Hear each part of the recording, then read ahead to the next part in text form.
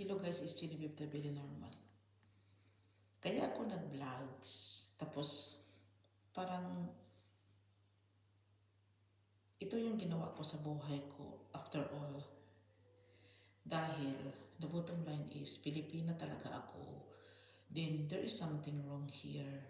Then hindi matapos ba kami or hindi na kami matatapos? Yung vlogs ko may sense talaga yun about who I am, of who they are. Example, sa bulaklak na ito, parang nangunguna na lang siyang mag-read. Dahil the owner is here, yung spirit niya, nangunguna na siya ha.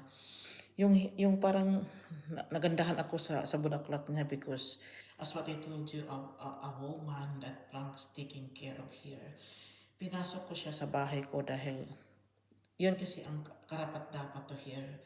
Naghihimutok na rin yung ano niya, yung spirit niya dahil ako na lang yung ako na lang yung ilagay mo. Total ako naman nag-alaga sa anak niya. Oo, yung nanay niya ang nag-anak pero ang nagpakaina siya. She is Martha Johansson. Hindi ko alam, basta yun na yun.